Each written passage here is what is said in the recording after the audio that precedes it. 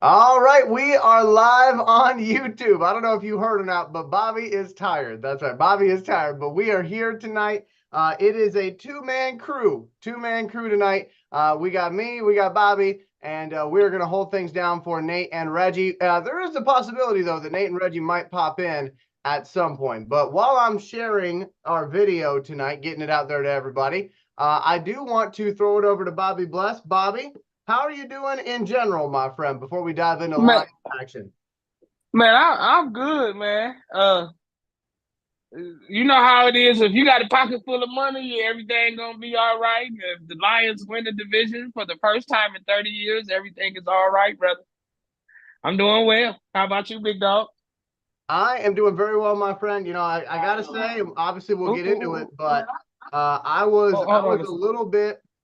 little bit scared for a moment that maybe we might not be able to pull this off, but we were able to pull it off, and I'm very very excited about that. And obviously, we're going to get into that discussion here. In fact, we can go ahead and do that. Bobby, walk me through because you had a unique experience because you will always Oh, remember that's where you were. You will always remember where you were when this game was going on. Tell people about it and make sure people understand there in Toledo just how much you are committed to customer service. wow, boy. You know how to put some shit on some sugar on some shit, don't you, boy? Uh, yeah, my brother. I ironically, with our beloved Detroit Lions, with the opportunity to clinch a division title for the first time in 30 years, Bobby had to go to work on a Sunday for the first time in 5 years. So, I got off at work at 2 o'clock.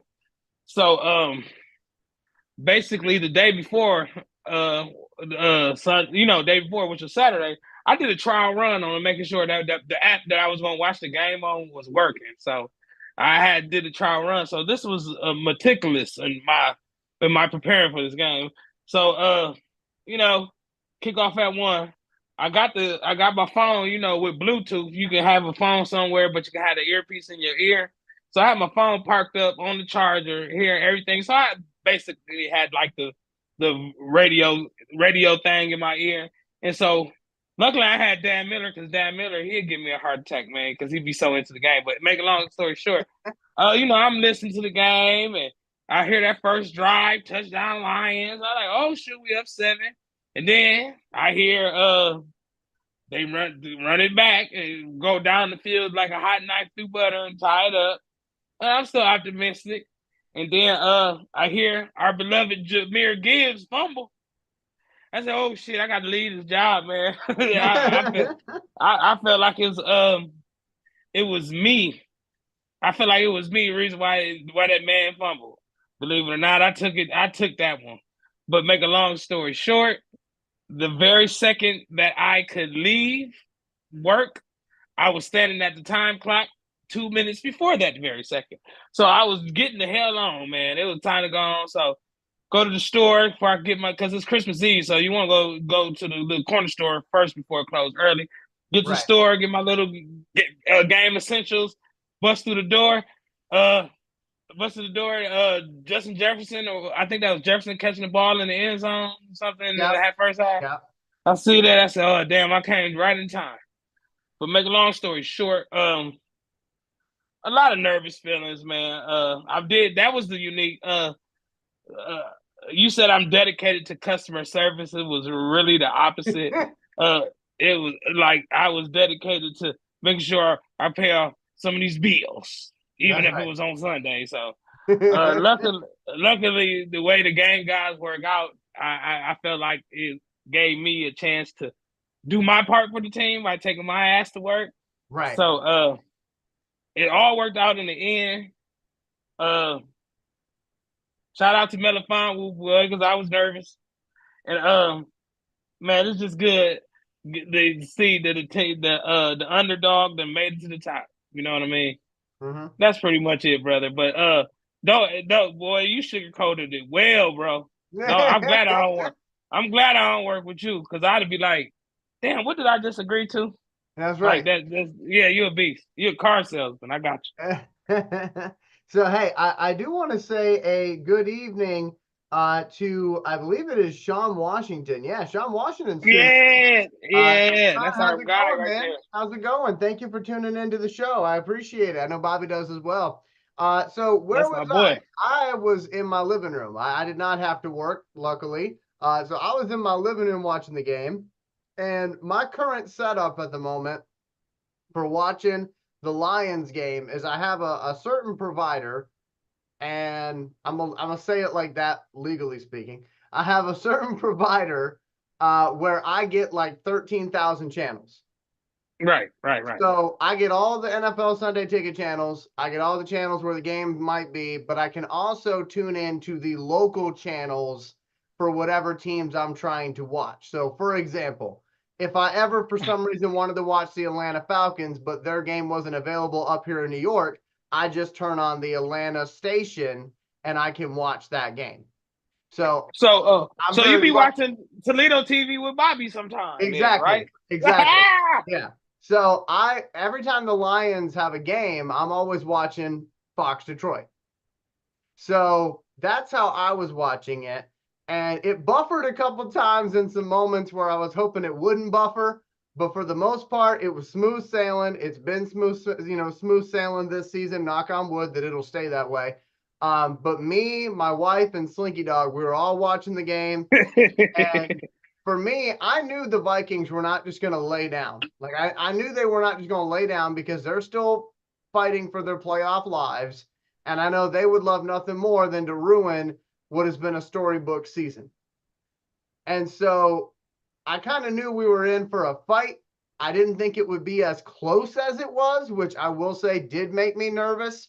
But I wanted to go to some of the stats from this game just to kind of put things in perspective for folks at home, because a lot of times I feel like we talk about these games, but Yeah. sometimes we forget to look at the stats.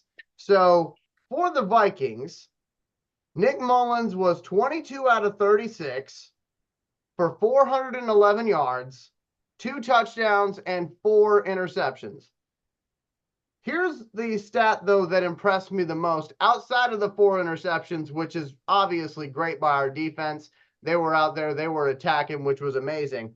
But did anybody pay attention to the rushing yards from the Vikings? I mean, I'm looking at their top running back from that game was Ty Chandler, who had 8 carries for 17 yards. Now, he did get a touchdown, but again, 8 carries for 17 yards. That's their top rusher. And that's one of the reasons why when people are talking about Aaron Glenn and they're talking about this defense, as we have done all season long, I always like to point that out to people. Listen, we are one of the best when it comes to stopping the run. Our issue comes when it's a mobile quarterback who can get out of the pocket and coverage. But to be fair to our guys, yes, they gave up over 400 yards, but they also got 4 interceptions. So for me, that's one thing I wanted to point out to folks at home if they hadn't already thought about that. Because again, I feel like Aaron Glenn, he gets a lot of heat week in and week out because of the passing numbers. But people don't actually look at how many times have we actually had someone run for 100 yards against us this season. It has not been often. Yeah, yeah. I think we are averaging about 70 yards or so a game rushing or something I overheard. I believe so. Yeah. So, but So that's something to me that I feel like we should be proud of when it comes to this defense. And, Bobby and I were talking about it pre-show. If you look at Melifonwu, that's a player that Nate Rucker has been very high on since the beginning right. of the season. He's been telling everybody Melifonwu is going to be fine. He just needs time to develop. And Nate, of course, he looked like he had the winning lottery ticket at the very Yeah. end of that game. So I That's think why I love you guys. Not to cut you off. That's why I love you guys. Cause I I be like, who the fuck is this? You know what I mean? But right. we already talked about him. We all, you know what I mean? So yeah, I remember him. I said that's and when I was watching him, I said that's Nate Boy right there.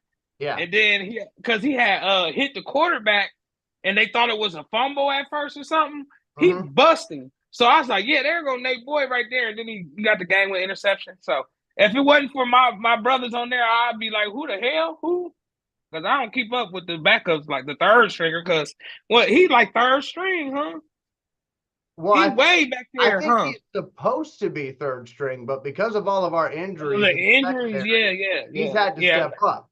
But see that Right, that's right. that's the beauty of it, and that's where I kind of go back to what we always talk about. Trust Brad Holmes, trust Dan Campbell, trust that coaching staff because they have a plan, and it's very evident what that plan is. They want to have a team that is young and together. They're not trying to bring in guys who are towards the end of their career and say, save us. We're not that Yeah. type of team. We're going to build it. Yes, it's going to be the harder way to do it, but that's what we're going to do so that it lasts longer at the same time. And one thing that I said on my radio show, Bobby, and I just want to see if you agree with this or not. But Okay. but to me, I feel like, can you imagine what this defense would have been like if we would have been healthy this entire time? Yes, yes, yes.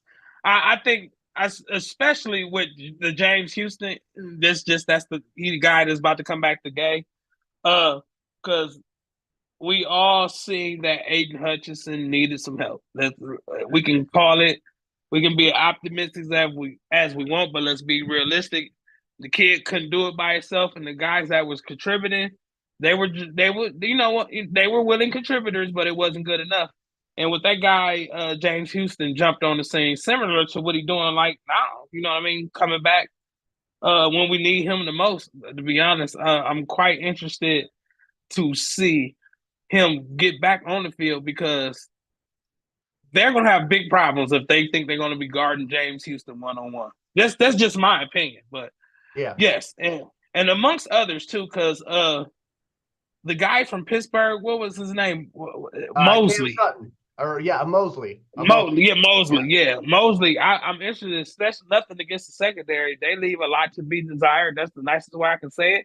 yeah. But I'm interested to see if healthy how he would have played in it, and of course Gardner Johnson. So Elijah, I try my best not to agree with you, but I'm gonna have to agree. I just think about it though, and I go, man, like we are a team that right now has got 11 wins and only 4 losses, and we're banged up. We've been banged up since the beginning of the season. And it's like, can you imagine just how good our record would be right now if we had everybody? And that's one of the reasons why I'm so optimistic about our team is the fact that we're doing this stuff with a secondary that is held together by duct tape and prayers. No disrespect to the players on the field, but they were not expected to be there. They were expected to be able to sit back, contribute when we need you, which I mean, that's hard to do too. If you're sitting on the bench the entire time, they call you, you got to make a big play, then go right back to the bench. That is a hard job. A lot of people don't like to give that credit, but it is hard when you're called upon. That's why kickers are always, made fun of because you're like, you had one job, but that's a lot of pressure to do that one job. And we never think about it. But Amen. but with the secondary, though, they were supposed to just be able to not sit back and relax, but sit back and contribute when we need you. And instead, what happened was, just kidding. Now you are going to be the starter. And that's why I'm not giving Aaron Glenn so much grief. Now I see the lack of a pass rush. I will say that I do see it, and I think that is something that Brad Holmes will be addressing. I think James Houston coming back will be very good, but people got to remember the news today was his practice window is open. That does not mean he's going to come out there in 2 weeks and be beasting on everybody. That means they want to see how he does at practice. So he's still And got he'll probably be ready for the playoff run. right. He's still got some hurdles to clear though before we actually see him on the field. But I will say maybe we see CJ Gardner Johnson this weekend because he has been in his practice window for a little bit now, and the reports that I hear is that he's looking good. And he coming from Philadelphia, he got quite a bit of knowledge on the Cowboys too. So just Yeah. just just his mind alone out there is going to be some comfort, especially getting guys in the right spot, Elijah. So let's talk about the seeding, because that was something that, Bobby, you wanted to talk about. So are you wanting to talk about each team that is currently in those spots? Because we can talk about that if you want. Oh no! I could give two you know what's about the other teams. I want to talk about how you feel. What spot you see us in? What spot are you basically? I don't know how to say it, like, because with Mr. Optimistic, Mr. Elijah, you know you my brother, so don't never change. But I already know, I already know. Probably no matter where we pick, you thinking Super Bowl, but where is you where because where are you saying where what does it take to say we did our best to get our best? Like So is the yeah, go ahead, talk because I so don't so want to talk about nobody else's team. Fuck them. no, you're good. You're good. So to me, I feel like first place, first seed is ideal. And I think a lot of football fans are going to hear me say that and go, duh. I mean, that's what everybody's fighting for. But Right. I think for Detroit, it's even more necessary because of the fact, and I know I'm going to get some heat for this, Jared Goff cannot play outside. He can't do it because he starts wearing them gloves and it's Katie bar the door at that point. So we need that number one seed because that would guarantee that we don't play a game outside of Ford Field. a indoor stadium. Even Yeah, Las yeah. Vegas is an indoor stadium. That is not an outdoor stadium where the Super Bowl is this year. So that would give us a path where we don't need to go into any questionable weather. We're indoors the entire time. And so that to me is important. The other thing is we get that bye week. And I know for some folks, they're going to say, well, Elijah, you get a bye week and look what happens. Now you got rust. And there is something to say about that. But at the same time, me and Bobby just got finished telling y'all we're banged up. You get that extra weekend where you ain't got to worry about playing anybody. You're already into the next round of the playoffs. You can get some more people back. So I think the number one seed is what I'm looking for. I still have high hopes that we can do it. Again, all we got to do is we got to win out. We got to beat the Cowboys, beat the Vikings again, and we need the 49ers to lose. Now, I said on this show last week that they were going to get beat by the Ravens, and that's what happened. I also said they were going to beat Washington and then lose to the Rams. I'm holding true to that prediction. I think they're going to beat Washington and they're going to lose to the Rams. And, a lot of times, and I said this on my radio show too, we talk about how the NFL is a copycat league. Everybody's trying to copy each other. And usually when we talk about copycat league, we talk about it in reference to offense. But I think it also happens with defense as well. Look at what happened when Cam Newton had that dominant season with the Panthers, right? Everybody said, oh my God, like, how do you stop this?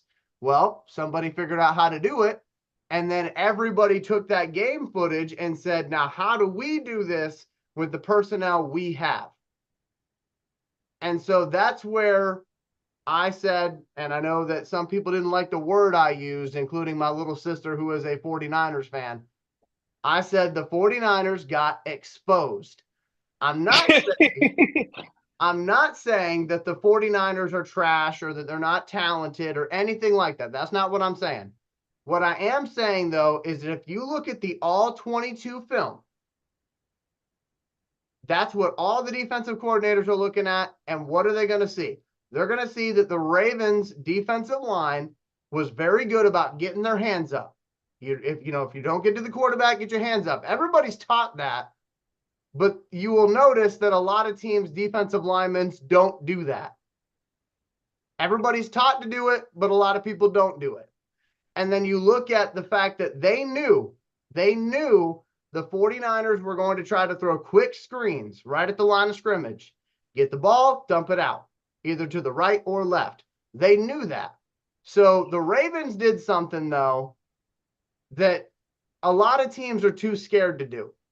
And that is they jump those routes.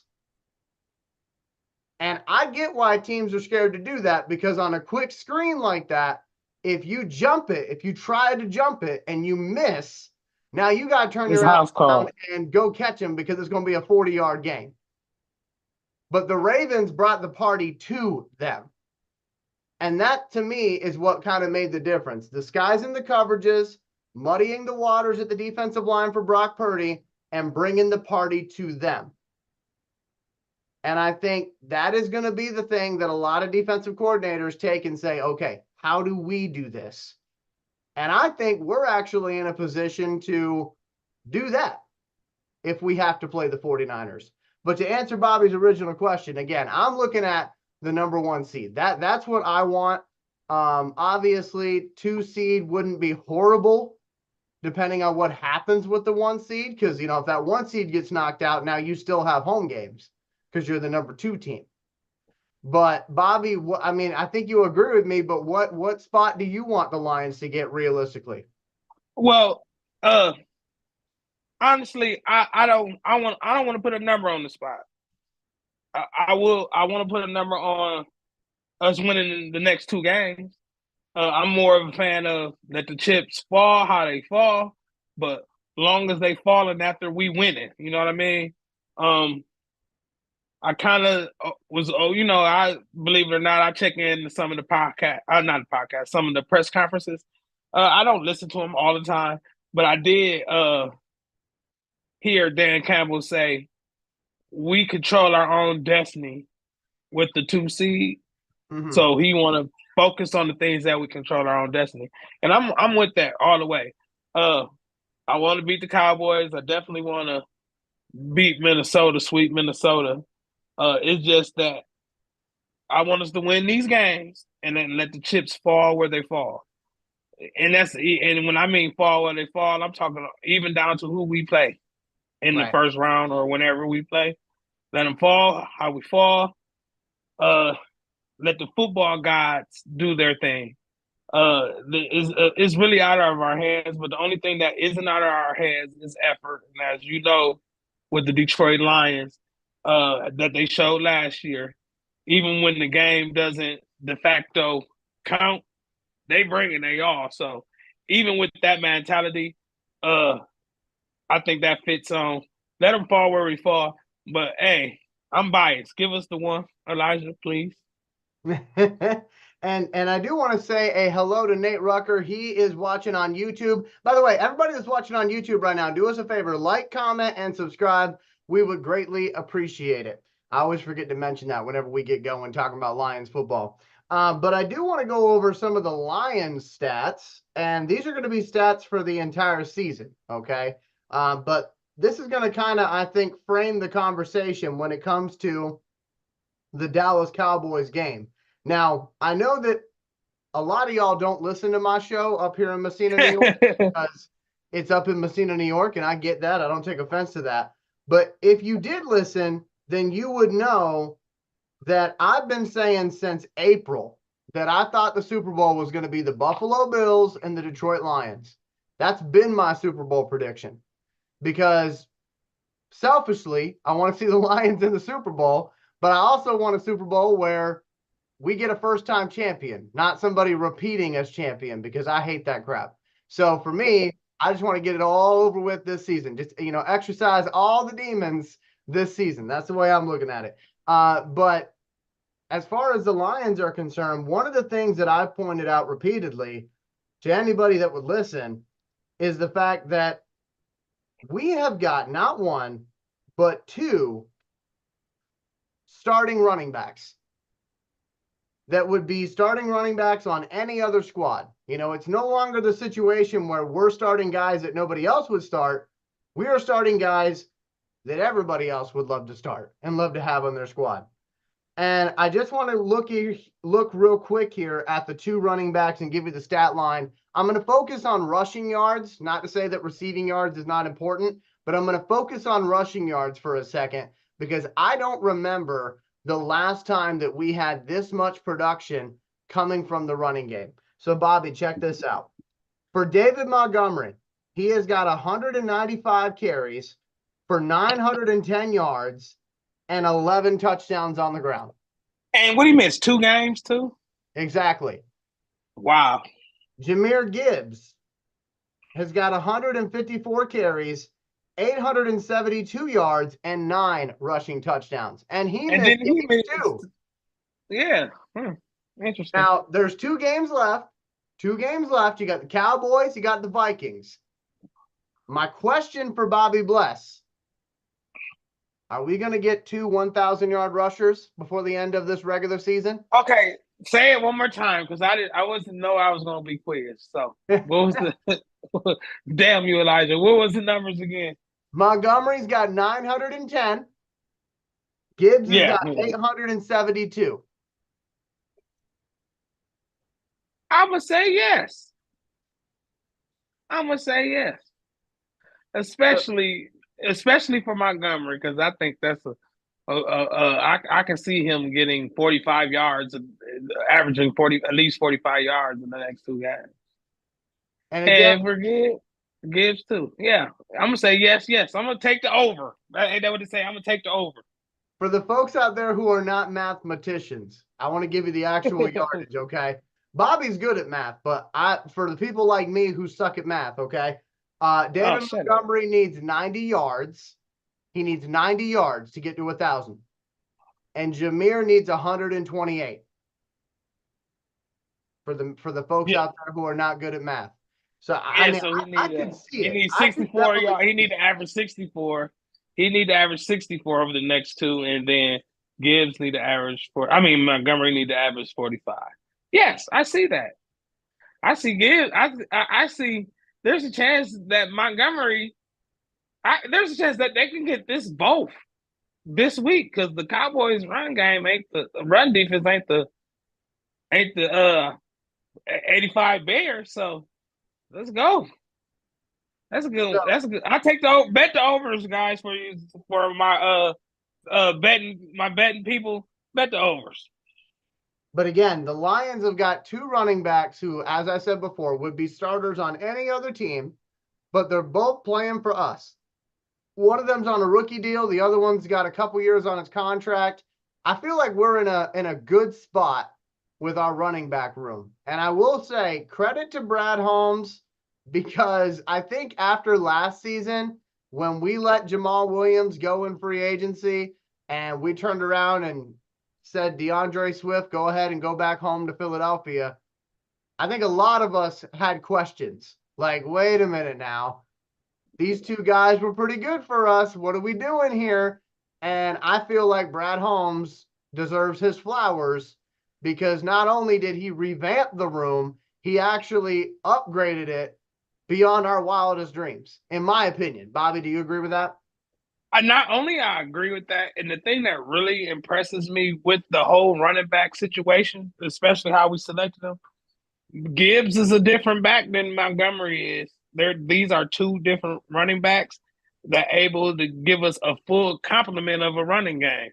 There is not a running play that we can't run at any situation. We can run plays with both of the guys on the field. We don't have guys on the sideline pouting when the other guy is in the game. It's a beautiful thing, especially at the running back position when it's hard for them to get paid. You would think it'd be, a me kind of thing. Mm-hmm. But the fact that these guys are all in on the mission and they all being professional and they all rooting for each other, I actually feel like these guys it was more, of course their skills got them on the team, but I think they did some homework on these kids' personalities, try to bet on them to mesh, because believe it or not, replacing Jamal Williams wasn't all about what's on the field.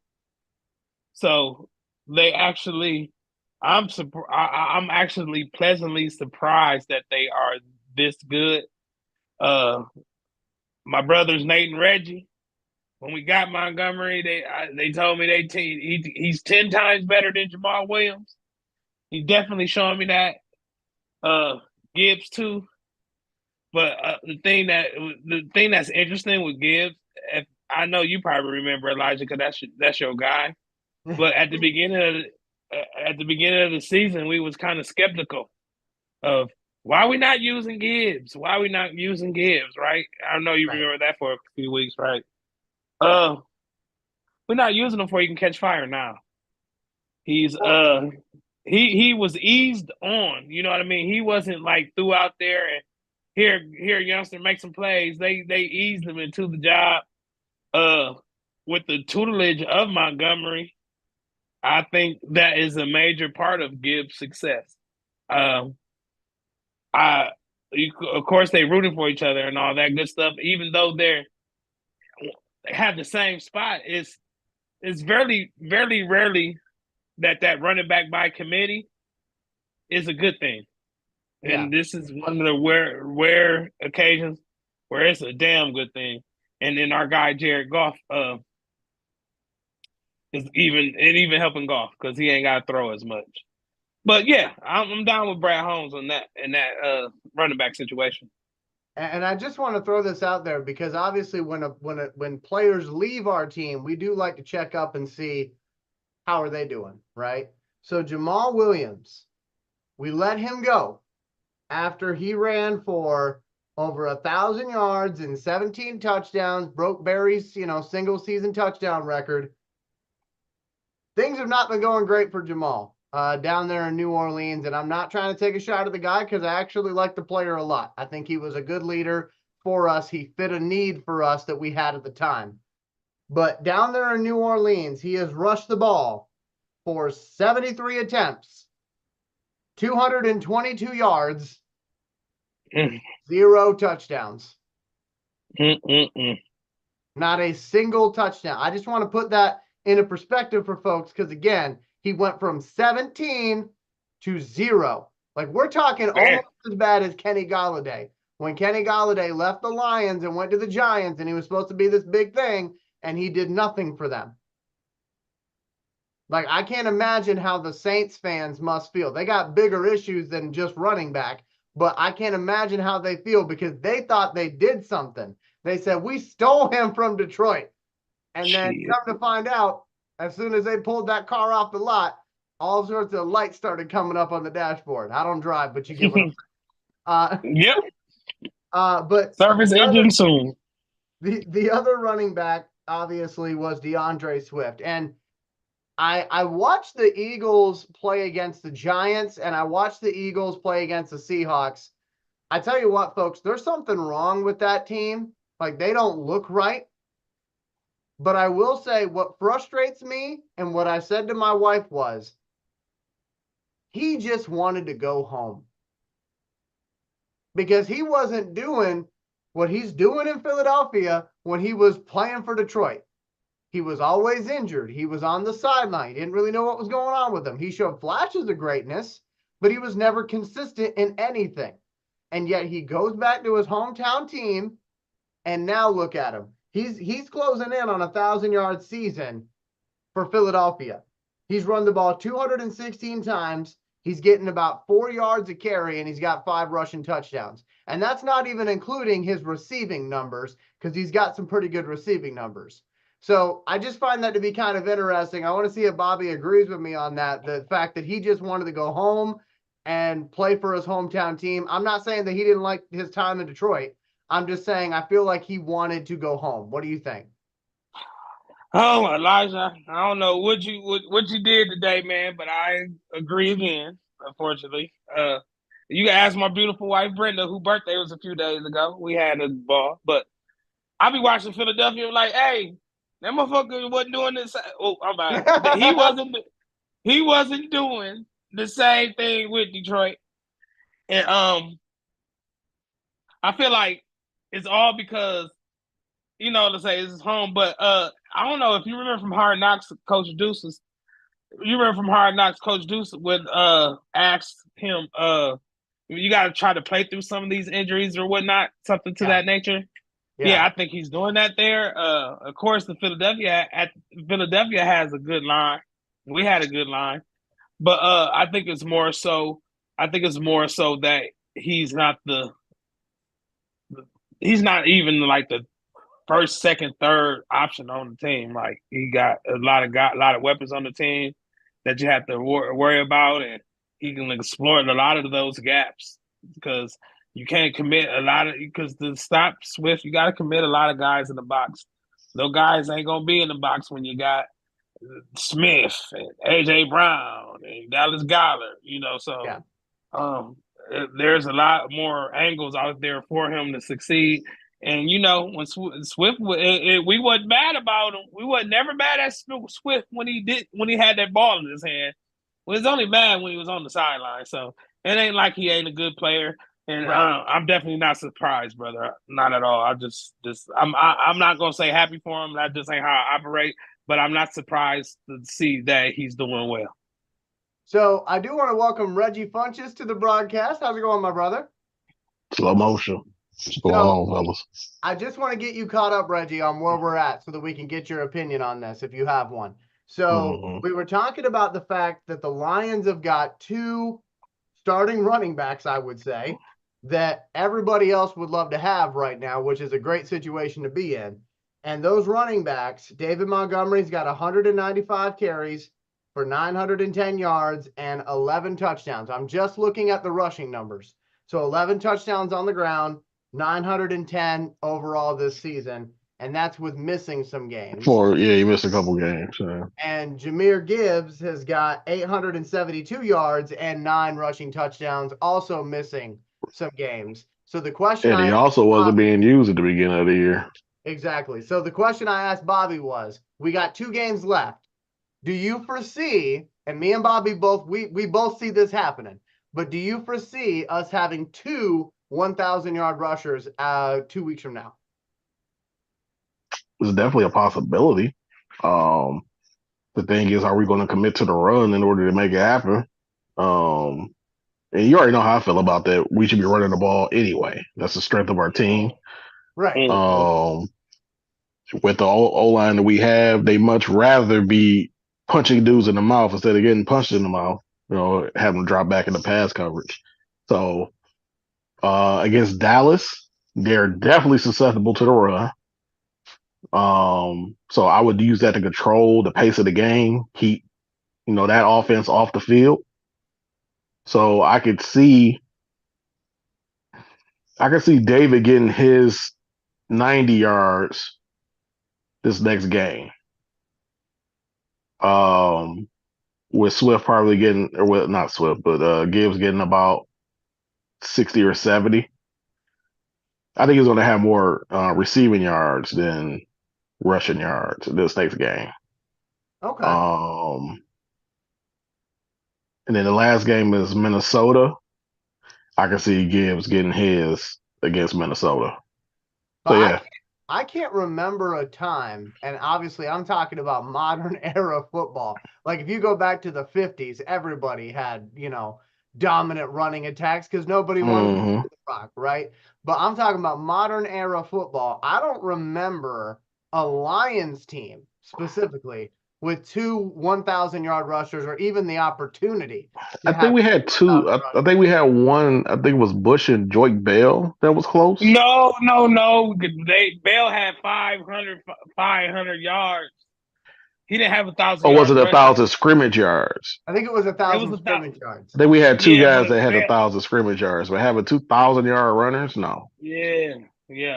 So I mean that's something to kind of be excited about over the next 2 weeks, and obviously, you can't do that without them big fellas up front. So we know. And the little fellas, Elijah, and the little fellas, and the little fellas, yeah. Because St. Brown and even Khalif Raymond, and my guy Reynolds and J-Mo, them guys block the tight end. Everybody blocked.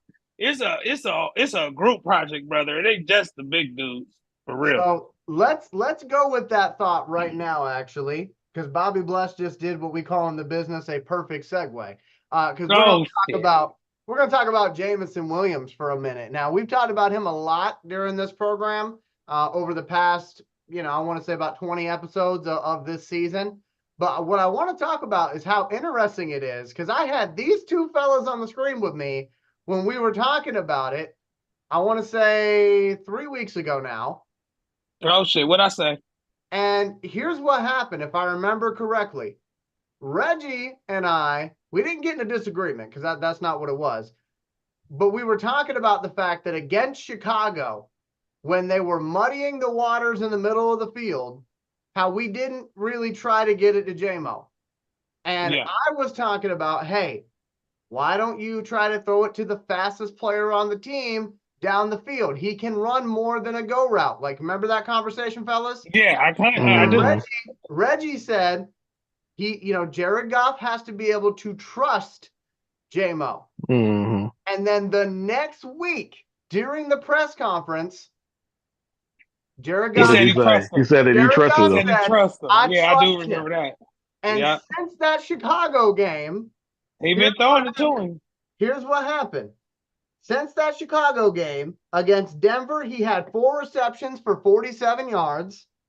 And against Minnesota, he had 5 receptions for 43 yards. None of those were go routes. Those were all actual routes that he was running. And he haven't dropped the ball either. Knock on wood. Somebody knock on wood. Wherever you are, knock on wood. Hey, I got this wood rock. My question is, and I want to send it to Reggie first. Reggie, toss it to Bobby. Are we seeing Jameson Williams emerging at the perfect time because we are heading into the playoffs? And what do you think was the reason why all of a sudden he's starting to get all these other routes that he wasn't getting before, all these other looks that he wasn't getting before? Reggie, go ahead. Really, to tell you the truth, was one of those matters where, yes, Goff said that he trusted him. That's big. And to tell you the truth, that should have been a part of what the coaches were trying to integrate anyway, which is what I'm sure they were. Because one, if JMO's strength is running a go route, but I got a QB that's going to not be so successful getting them to him in that position, it's only logical that I start implementing other routes, just like when he was in college, because they gave it to him all over the field. So even I even said, I was like, you got to find ways to get him the ball. It ain't just got to be on a go route. Use him in some reverses. Use him in the running game. Like he's a tough kid. He's one of the best blockers on the team as well at the wide receiver position. Hey, so, he ain't no punk. He is no punk. Nope. So that's why I was saying, like, you got to implement it. So what we've noticed is that they started getting him the ball in places where it ain't just a go route. Mm-hmm. And what that's going to do is just open up this offense so much more. And it's at the perfect time because now you can implement a wrinkle into the game that other teams aren't prepared for because they haven't seen it all year. Right. And so that's the other aspect of it. They probably may have done this on purpose, to be honest. Well, I'm a slow roll. I want to get your thoughts on that, though. Is it a concentrated effort to say, all right, we're done with the bubble wrap, let's go? And I think it is, because right now, as the season's going on, as he's gotten more comfortable, mind you, he's coming off a suspension. He didn't get to play as much as he wanted to. He didn't get to be with his team as much as he would like to. And now you're starting to see him in mid-season form at the end of the year, which is going to be perfect. And he's Exactly. So now you're talking about a guy with elite speed that's fresh, getting prepared to go into the playoffs. And with the possibility of that, with that being a home game, feeds into that as well as an energetic player. So this could be the perfect storm that we would need, to get that first playoff win. And, we've been talking about too. I said I was salivating, no homo, about having sets with him and Jahmyr Gibbs in bunch formations or in different formations with them together, because I wouldn't want to have to figure out which one I got to guard or which, what type of route they're going to run. Or I don't want to figure that out. Not as a defensive coordinator. So it's a lot of different aspects of this that can open this offense up and make it to where we're unpredictable going into that first playoff game. Bobby, your thoughts on the emergence of Jameson Williams? First off, I want to say I always believed in the kid, no matter if he was gambling or not gambling or out late at night or dropping the football. I always believed in the kid. But the thing that I think helped Jameson Williams is a multitude of things. Definitely what Reggie said. Definitely what you was leading to about Jared Goff trusting the kid. But I say more of his attitude, his willing. You hear in basketball, and you hear basketball, the guy that what does he do when the ball not in his hand? So Right. what do Jameson Williams do when he's not catching the ball? He's blocking like a skinny lineman. He definitely not like throwing tension tantrums on the team. When the other guys get touchdowns, he's celebrating with them. He doesn't have the me attitude guy. And like I said, he finding work. You know what I mean? And when his number is called upon, he's been catching the ball. So I really just like his professionalism and his maturity, because most guys highly touted out of Alabama, they ain't trying to sit the bench. They ain't trying to get the training wheels. They most of the time those are the guys that you expect to be ready day one. Jameson Williams put in the work, but he also is invested in the team. So the way he blocked, that means even if it's a running play, knowing ain't a chance for him to get the ball, he gonna get his damn. Most of the time, what's that? That's you. Ready day one. Yeah, I think but anyway, that was me. Sorry, Bobby. Okay, yeah, because I was hearing me again. But anyway, I'll make a long story short. Just being a team guy. A lot of times we get our head down, especially with receivers that have the diva attitude. But I think with the consistency of the guys around him, being that Dan Campbell even said everybody got a block. You know what I mean? Even so, you got to be invested. Even when you ain't getting the ball, you got to be invested. Just being around a group of guys that want to win will bring that out of you. So now with his superior talent, because with the skills he brings to the table, no other Detroit Lion receiver actually got it. So so talent, hard work beat talent when talent don't work hard.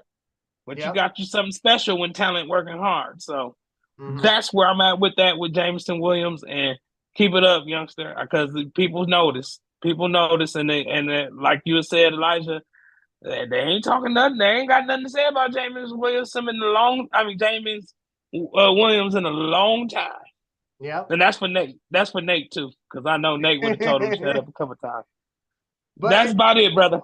But it's so true. And again, Reggie brought up a great point. We have a fresh wide receiver who, yes, he was sitting on the bench for 6 weeks, or it wasn't 6 weeks, but it was a while that he was away from the team.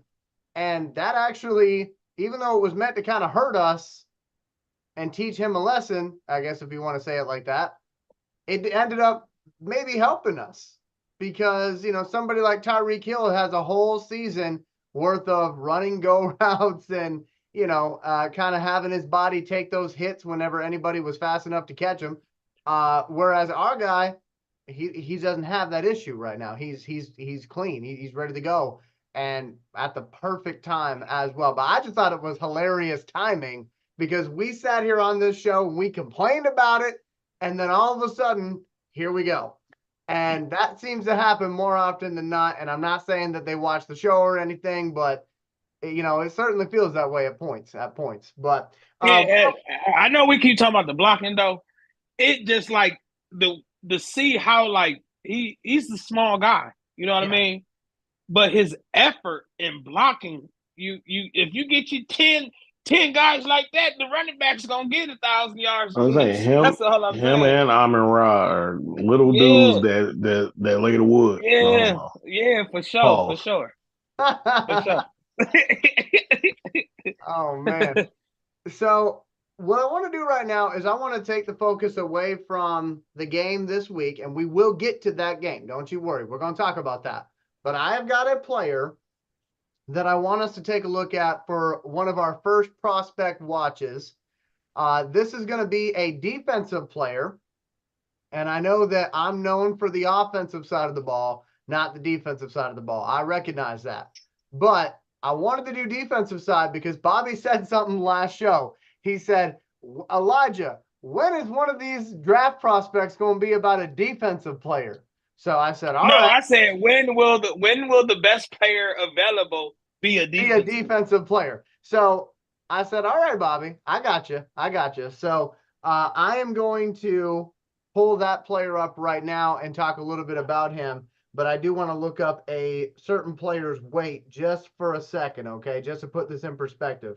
So Aiden Hutchinson, obviously we're all very, proud of Aiden Hutchinson. I think he's one of the best picks we've had in a while. Aiden Hutchinson is 6'7", 268 pounds. I want you to keep that in your mind, okay? Again, Also leading the league in QB pressures. yeah. Yeah, So yeah. Aiden Hutchinson, 6'7", 268 pounds. Keep that in the back of your head, okay? So the player that I'm going to bring up here, and I'm going to minimize some things so that we can make sure this video runs as good as it can. The player that I'm going to talk about is at a smaller school, okay? He is not a player that is at a ginormous school at the moment, okay? And, he didn't play at a ginormous school. The school is Troy. Now, I know when people hear Troy, you kind of get into the argument that we talked about last year when we talked about that UAB running back and how he was one of the top running backs in the nation. And Bobby said, yeah, but he's juking out and running against players who are going to be doctors or lawyers or whatever. And I'm not saying Bobby was wrong on that. Bobby was right on that. But what I need y'all to do is don't so quickly dismiss this kid just because of where he plays. Because sometimes you can find some gems at some of these smaller schools. And Troy is a Division I football program. They play in the Sun Belt Conference. But again, I know when you hear some of the names of the teams he played against, like Louisiana Monroe or Southern Miss, people go, what?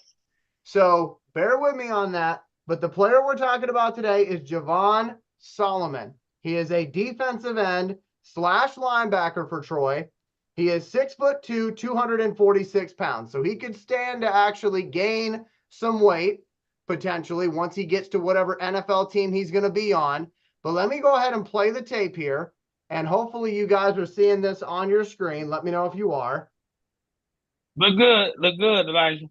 Okay. So Javon Solomon, here's what I like about him. He is so quick off the ball, and it looks like he's manhandling the people that he is going up against, which to me says that he could actually stand to face better competition. Right. He overpowered. Dominating the level that you're at. You're not just good, you're ready to take that next step. So that's kind of how I'm looking at it, is that he's ready to take that next step. Like, look at this. This is actually against Kansas State. And then this one here, I'm not exactly sure which school this is against, but just look at how quick he is off that ball. This is against South Carolina. That's a big school. Watch what he does. Right. Boom. Yeah. But Javon Solomon, and I'll talk a little bit more about his stats in a second, but again, like, look at the speed. You imagine that on the other side of Aiden Hutchinson. Because I know we talked about James Houston is on the other side of Aiden Hutchinson, and they also use him at the linebacker spot. But we also noticed how when James Houston went out with an injury, how bad we were hurting to rush the passer. You get somebody like this, and then, well, you ain't got to worry too much about if somebody gets hurt. You hope, obviously, nobody gets hurt. But if they do, you still got some dogs to put in the meantime.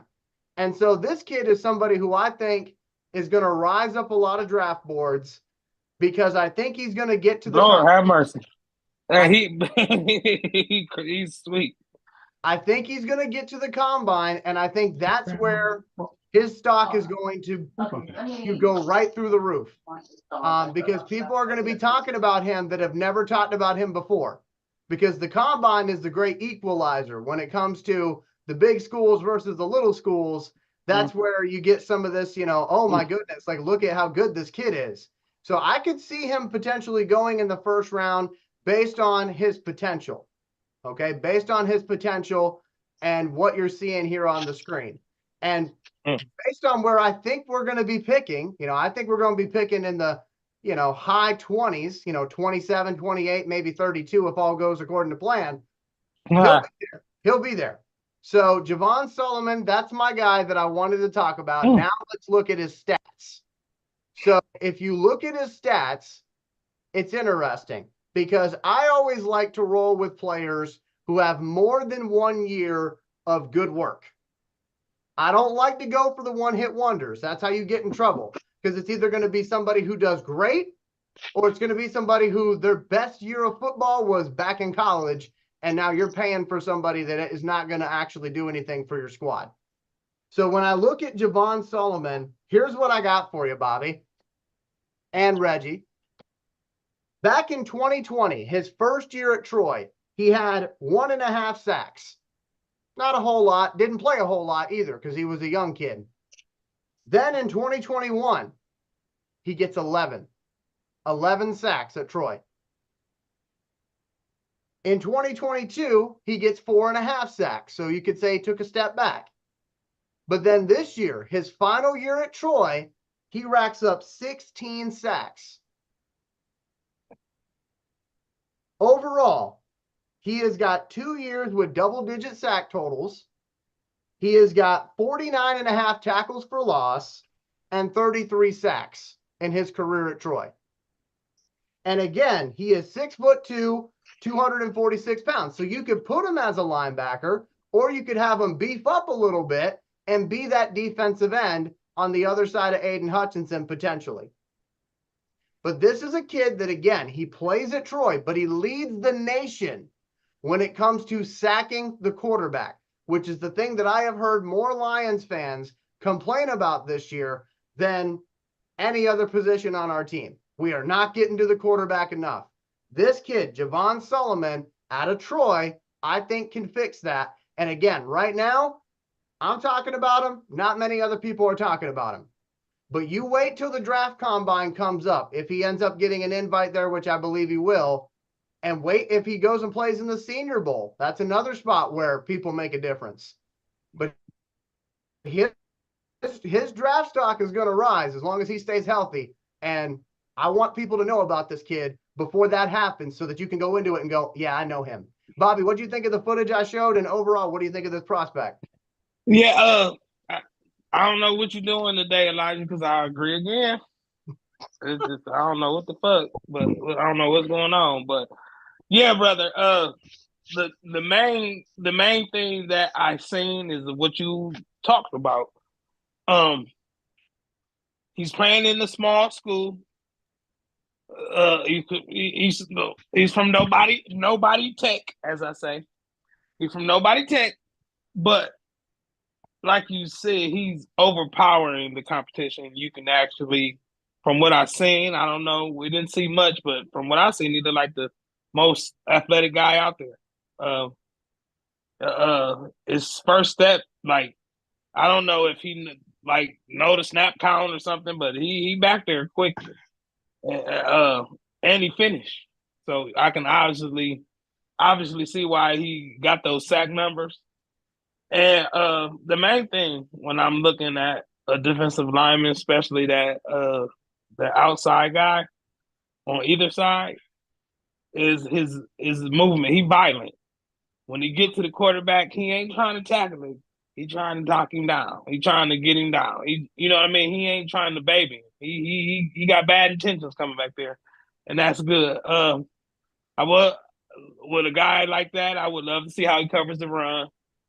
I know we see the sack totals, but I want to see how he cover the run because that's how you stop pass rushers. So it's interesting. I like what I see from Mhm. that little snippet of what you showed me, Elijah. I'm down. And the thing you showed me was because I gotta remember this not SOL Lion. So when you say Lions first round draft pick, it ain't a top 10 guy, it ain't a top 15 guy. He gonna be Right. back 20 now, right? So um I'm a fan. I'm a fan. If we can somehow pull off a pass rusher like that going into the second round, damn near, I'm okay with that. I think that'd be a great pick. I do want to see more against better competition. You Yeah. also articulated that will be shown at the Senior Bowl, and hopefully, I'm assuming he's a senior and he's going to participate. And the main thing is it looks like he got more than one move too. I've seen that too a lot of times with these guys. You playing against inferior competition, you don't gotta do too much, but he got a little bag with him, as they say. So kid to remember, kid to remember. So I'm gonna go ahead and say he's on the board, Elijah. He's definitely on the board. Now, here's the deal with Javon before I toss it over to Reggie if Reggie has an opinion on this kid. So he is listed as a junior, but as I read to y'all, he's played 4 years of football. So Yeah. he's technically a senior, but he is listed as a junior. You got to remember those kids that played in 2020, they all got an extra year of eligibility. Yeah. So, that year COVID year. they don't count in the eyes of the NCAA. So hopefully he'll play in the Senior Bowl because I do think that would be good for him to go up against some of those other bigger names. And then obviously the combine, I gotta imagine he's gonna be pretty quick. So I think that's gonna bode well for him as well. Before I toss it to Reggie, I wanted to mention one other Troy football player.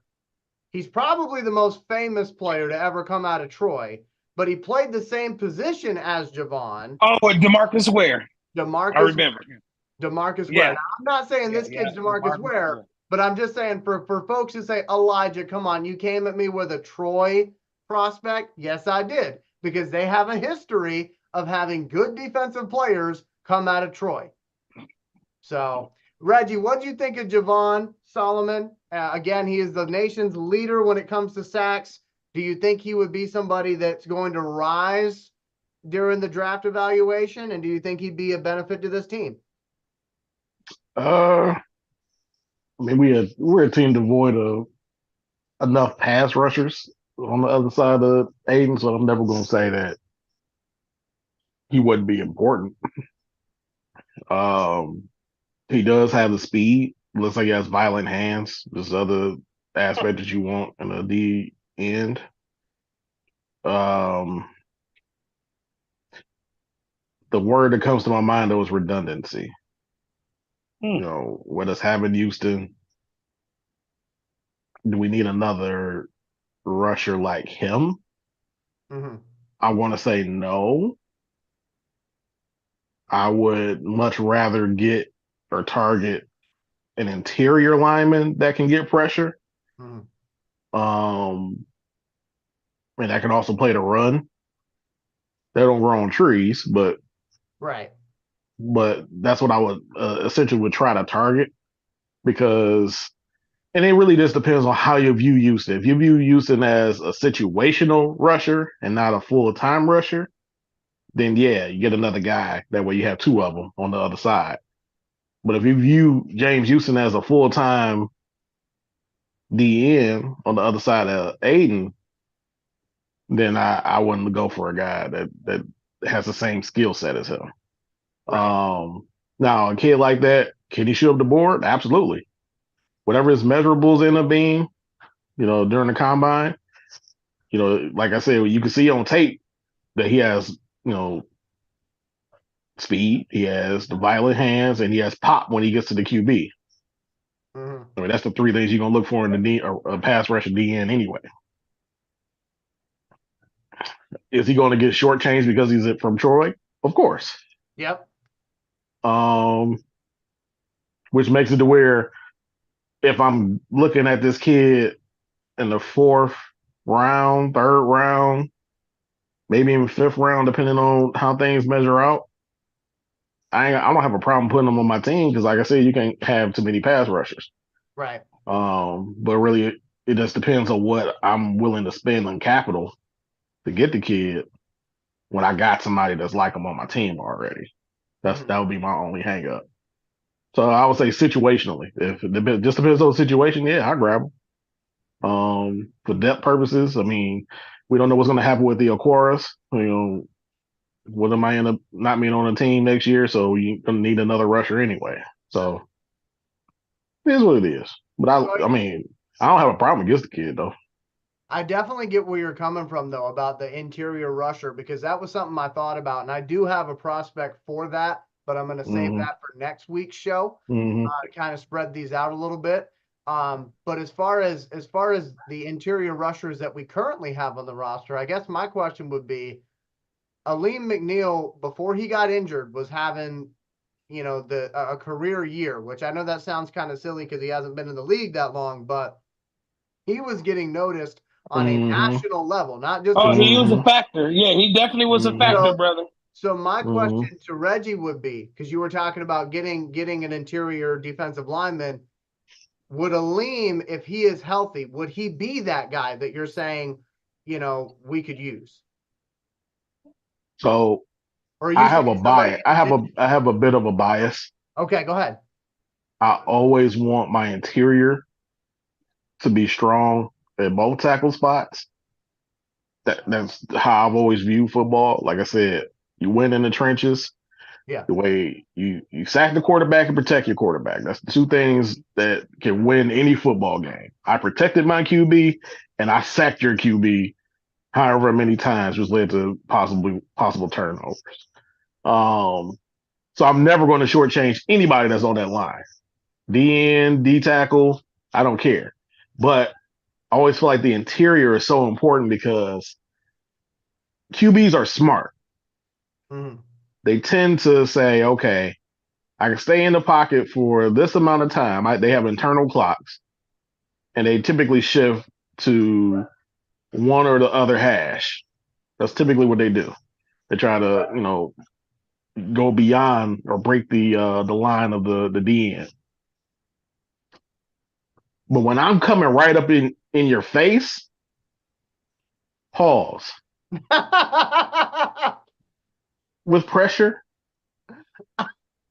I am funneling the QB to my DNs, or I'm actually hitting the guy right in his face, or at least a tip ball. So I'm always going to say if you got a chance to get another interior guy to go beside Aleem McNeil, you got to do it. and Work from the inside out.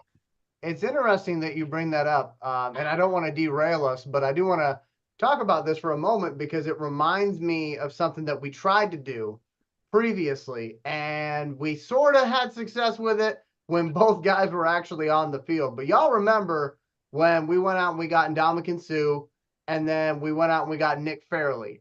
And the whole deal with that was when they're both on the field, that interior of the line, that, it's going to be nasty. And unfortunately, Nick Fairley was never on the field that much to really see the full result of that. Man, I disagree, but I agree, but I disagree because I've seen I'm just enough. saying, if he would have been healthy the entire time he was in Detroit with Ndamukong Suh, we were winning the damn Super Bowl. But he wasn't healthy, is what I'm saying. Is like when he was out there, you could see it; it popped. But when he wasn't out there, it was like, all right, Ndamukong's got to hold it down, and he did obviously a great job doing that. Yeah, I agree. I know what you But mean. it's kind of interesting because if we get somebody to go beside Aleem, and I'm not saying Aleem is Nick Fairley or Ndamukong Suh, but that could be us being able to kind of rectify what we tried to do before. Kind of like how, we got Javid Best and we got Mikel LaShore, and that was supposed to be thunder and lightning, but unfortunately they were never really on the field together in Detroit. But then now a different management team goes out and gets Montgomery and Gibbs, and we got thunder and lightning. So that's kind of what I'm saying. I understand they're not the same management teams at all. I get all that, but it's just kind of interesting how, history repeats itself, and we might have a chance to do better this time around is what I'm getting at. We do want to get into, obviously, this game against the Cowboys. So what I'm going to do is I'm going to go down the list here on ESPN, and just kind of read off some stats, and then I want to get the guys' opinions. And we're going to start off with Reggie on this one. So the matchup projector has got the Cowboys with a 70% chance to win this game. And they got I seen that yesterday. I was mad as hell. I know you was. That's why I'm bringing it up. But you dirty dog. See, you ain't right, man. 70% chance that the Cowboys win this game. Lions with a 29.7% chance. Looking at the quarterbacks, we're going to start off with our guys. I'm going to read the good guys first, right? Jared Goff, 3,984 yards passing, 27 touchdowns, 10 interceptions. Dak Prescott, 3,892 yards, 30 touchdowns, and 7 interceptions. On the ground, obviously, we talked about it before. Montgomery, he's got over 900 yards rushing. Gibbs has got over 800 yards rushing. Montgomery's got 11 rushing touchdowns. Gibbs has got 9 rushing touchdowns. For the Cowboys, I don't think they're as prolific as us because their guy is Pollard. He's got 886 yards rushing this year and 5 touchdowns. And as I'm looking here, I want to see who their second guy is, just because I'm kind of curious. I'm going to get myself in trouble with this one. But for the Cowboys, their next leading rusher is Dowdle, who has 315 yards and 2 touchdowns. So they are by no means a two-headed monster. It is a one-guy system, really and truthfully, over there in Dallas. But to get back to the game at hand that we are talking about here, receiving yards, Amon-Ra St. Brown, he's got over 1,200 yards receiving this year and 8 touchdowns. And, of course, you got CeeDee Lamb over there for the Cowboys with 1,400 yards receiving and 9 touchdowns. I'm going to start with Reggie first, but I want to remind folks that Bobby Bless's father is a Dallas Cowboys fan. So this is a contentious weekend. But he ain't. I love my dad. He ain't no Dallas Cowboy apologist. He'll call him to the carpet. But go ahead. Just Reggie, throw that out there, bro. How do you see this game? Because it's my understanding that the Cowboys apparently are, one of America's greatest teams when they're playing at Dallas. So give it to us straight, Reggie.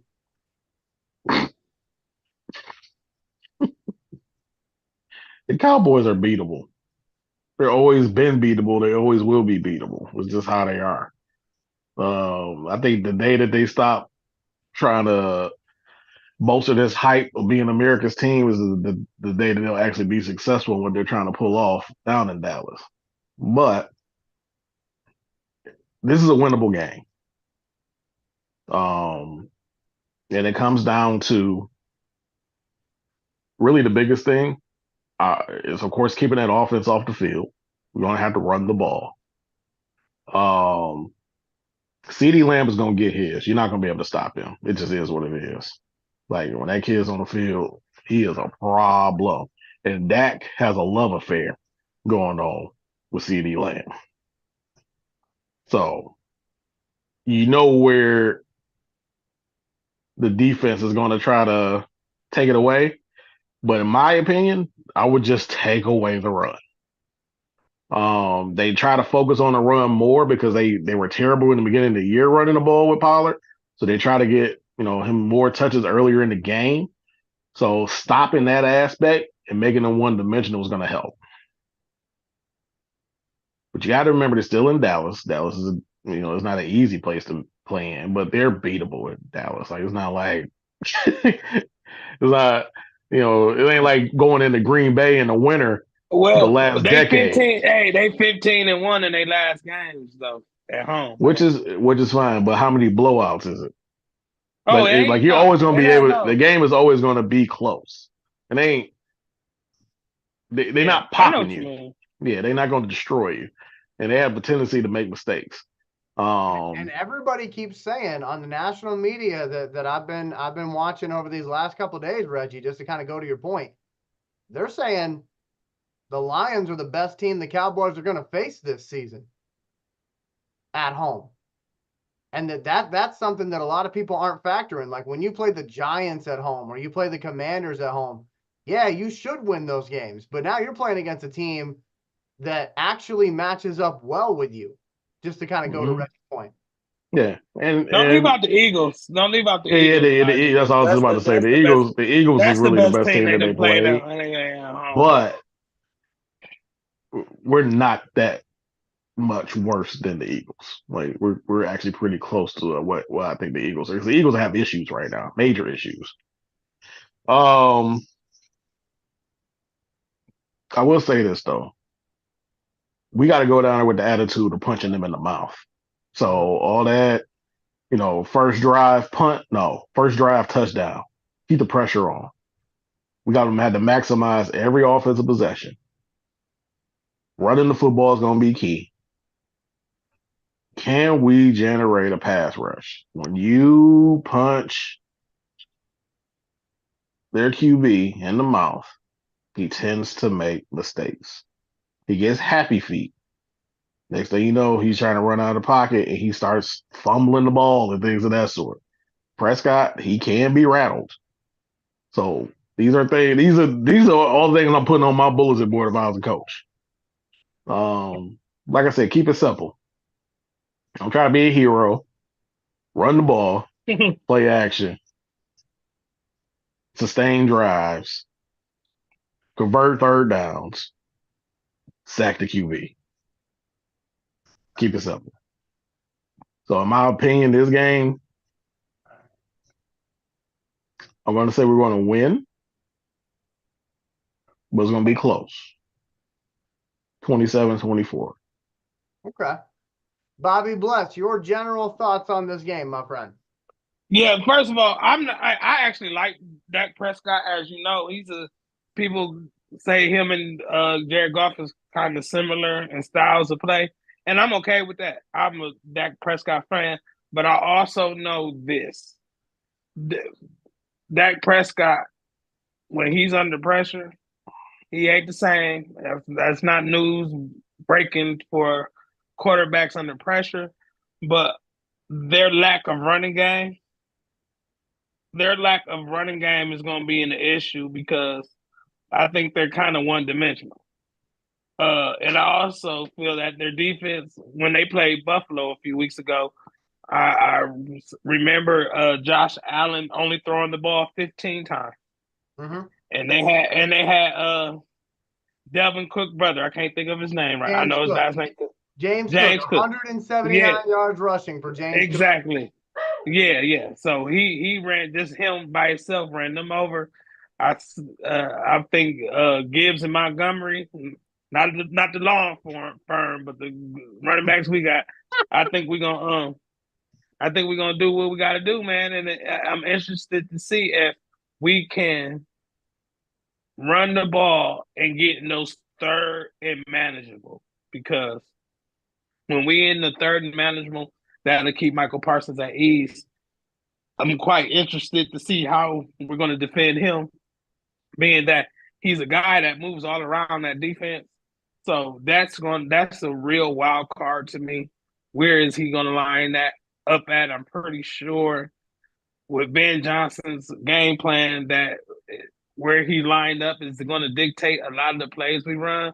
So I'm interested to see how they play that, because I'm hearing more of him being in the middle linebacker role more so than the pass rusher role now, because I think just like in baseball, once that pitcher been around the league one time, he kind of get figured out kind of thing. I think they've seen enough of him at pass rusher where they're able to, water it down a little bit. So I'm seeing the Cowboys starting to put that in motion of putting him in different spots. And I also know with our offensive line, I know you know, Elijah, that with a healthy offensive line, that we're 6-0. I've seen that Taylor Decker practice. That would have been a big loss, but I think he's going to be out there. I think we're going to have a healthy line. So with that healthy line, with us minimizing the throws of Jared Goff because of the running game, I think we can stalemate them to a certain extent because they're one-dimensional. And if we can get them in a game where they're doing a lot of passing, I think that's an advantage to us. And the reason why that's going to be an advantage to us, because they're catching up. because as long as they're running the ball, that means they're probably not behind. So have them abandon that run. And as you can see, they with their running backs not doing that much running, they will abandon that run. So the quicker we can get them to abandon the run, we can establish our dominance. And actually, by us beating the Dallas Cowboys, we can start thinking about more than just a home game in the playoffs, because this is going to be the atmosphere of the playoffs. So it's a pretest to what we about to get. So I'm interested, and I think I see my team coming through 24-14 Lions. So I'm going to start my remarks on this game with a question for both Bobby and Reggie. The last time we played the Cowboys was in 2022. It was week 7. No, we played them last year, right? Right. That was 2022. 2022. 2022. So we played them last year. And it was in week 7 of the season. We had a situation where we could have taken the lead, and then we had the fumble at the goal line, and then all of a sudden it was like the floodgates open and we were turning the ball over a bunch. My question is, that team that the Detroit Lions were in 2022, at that point in the 2022 campaign, week 7, are we better now than that team then? Of course. So Bobby's shaking his head yes. Reggie said of course. So here's where I'm going with this. Lions fans, when you hear about how the Cowboys are so great at home, I need y'all to remember, we hung with them and we weren't even right as a team yet.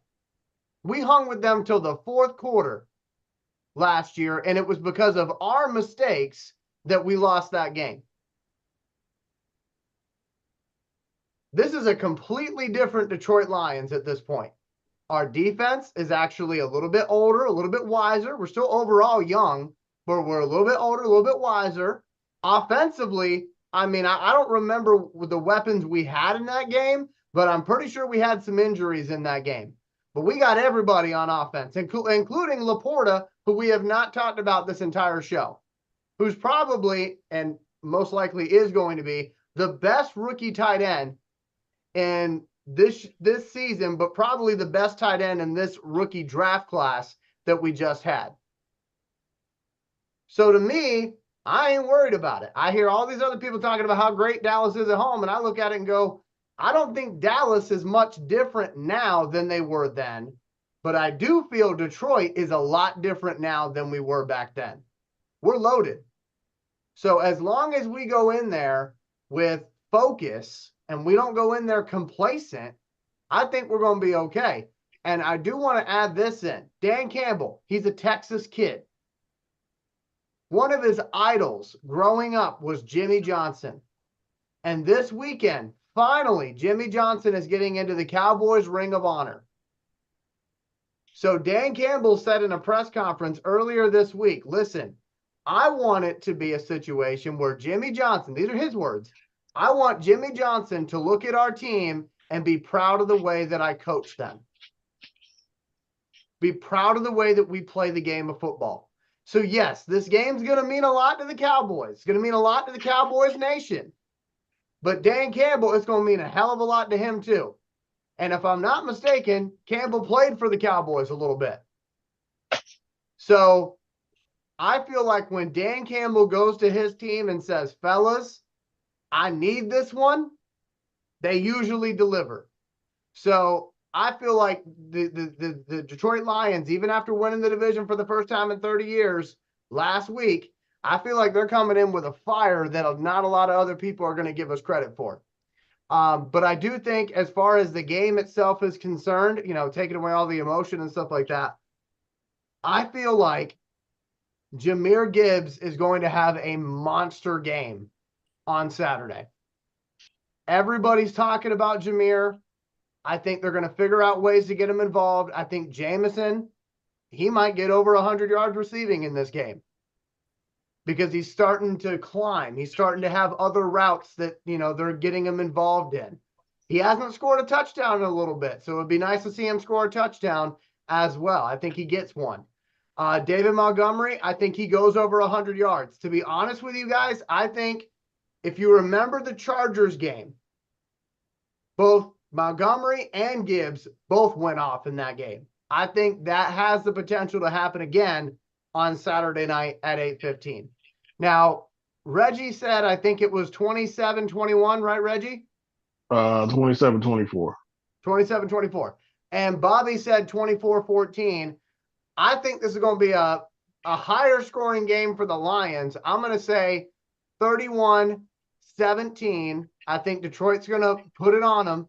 And I think that by the end of the game, the conversation, because I know this from the broadcasting side of what I do, you always got to find something to talk about towards the end of the game if you're up there in the booth. And I think the conversation towards the end of the game is going to be, don't let these Detroit Lions get that number 1 seed.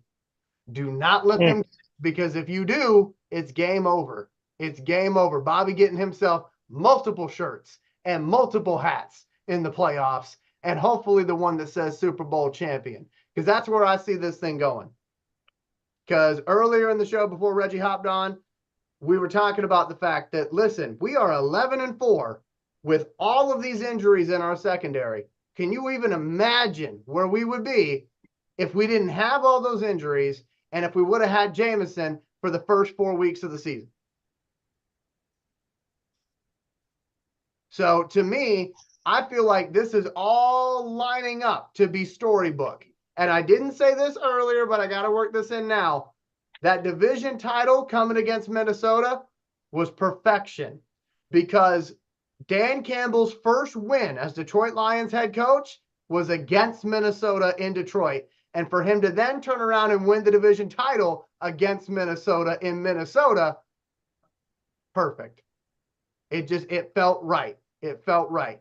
And like I said, this whole season just feels like the obstacles we are going through, they're not devastating us like they normally would. And that's why I'm thinking, hey, this is that type of potential that you hear about on the Super Bowl DVDs whenever they come out about the champions, and you got that narrator talking over like the couple of losses that Super Bowl team had, saying, oh, well, they learned from this one. And I feel like we're doing something here. So I'm excited about it. I can't wait for this game on Saturday night. I know that, our chat's going to be blowing up during this game. But again, as far as my score prediction, I'm saying 31-17. I think Reggie was right when he said CeeDee Lamb's going to get his catches. So don't freak out when that happens. Because again, Justin Jefferson, I want to make sure I get his name right. Justin Jefferson went off against us in Minnesota. But it didn't matter, because at the end of the day, their leading rusher had 17 yards. And we are one of the best teams in the NFL, just below the Ravens. Ravens are number 1, we're number 2. Last time I checked, when it comes to defending the run. Our issue is when we play a mobile quarterback and our secondary kind of being still youthful. But again, if we shut that running game down, which by all accounts we should take care of business. But those and we got Ndamukong Suh's blessing. We do. Yeah, I did see that on Woods' Twitter. Sure did. He said he hate Dallas because they cheated. He said, I hate Dallas because they cheated. They cheated with us. Yeah, I did see that. Hey, I mean, and then he picked Miami too, right? He picked a whole bunch of teams, not just our game. He just was speaking. I still would love to see them get Ndamukong on the team. I don't think that's going to happen at this point. No, that ain't happening though. That would be a hell of a pickup going into that first home playoff game. Could you imagine? I mean, it was loud when Sue played, because every time Sue made a play, it was Sue. Yeah, that was my guy. Imagine that happening with a sold out Ford Field for a playoff game. My goodness. But again, it's been so cool to follow this team this year with my brothers. And, it seems like ever since we started this podcast, we started at the right time, because the Lions started doing the right thing once we started going. And I'm not saying that's because of us, but I'm just saying it was good timing for us because we're not doing a podcast every week where we're all sad and drunk talking about the latest loss from our team. You know, it's not a Pistons podcast. So thank goodness for that. But with all that being said, I do want to go to closing remarks here because Bobby Bless has got to get to bed. So Bobby, we'll start. Man, gotta make some donuts in the morning. Yeah, man. I can't. It's been. I have never. I haven't been over the age of 21 to celebrate a Detroit Lions division championship. The last time we won a division championship, I think I was drinking apple juice or something at the time. So it's a good time to be a Lions fan, and working at Walmart. I'm in the general public every damn day. It's hard to even get work done because the bosses, customers, everybody want to talk about the Lions, and it's a good feeling. I went and got my car worked on today. I had get some muffler work done, and the damn guy said, "I'm gonna give you a discount because you're a Lions fan." I said, "Okay." So so it's opening a lot of doors for me. Just them went no, just man. I just want us to keep up the good work. Like I said, man, the goal. What my guy Herm Edwards said, we played to win the game. So ain't no resting. Full pedal to the metal. Let's get whatever we can get just by winning all our games. That's left. That's it, brother. How about you, Reggie? What you got to say to end it up, brother?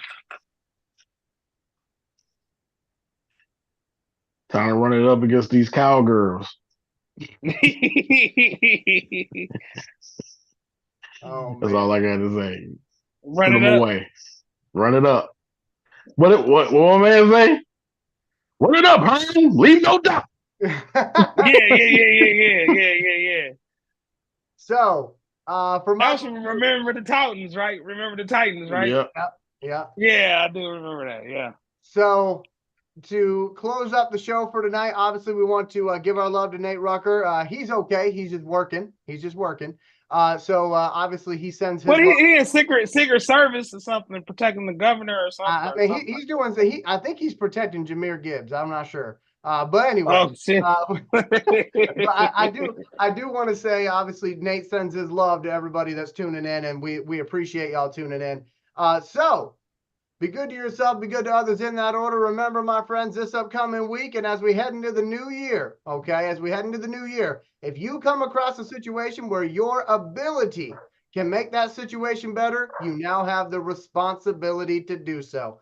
With all that being said, for Bobby Bless, the #1 Lions fan, and for Reggie Funches, for Nate Rucker, and for myself, Elijah Winfrey, remember, when it comes to fourth quarter with no time left, we dem boys. That's right. Hey, beat the Cowboys. Beat them damn Cowboys.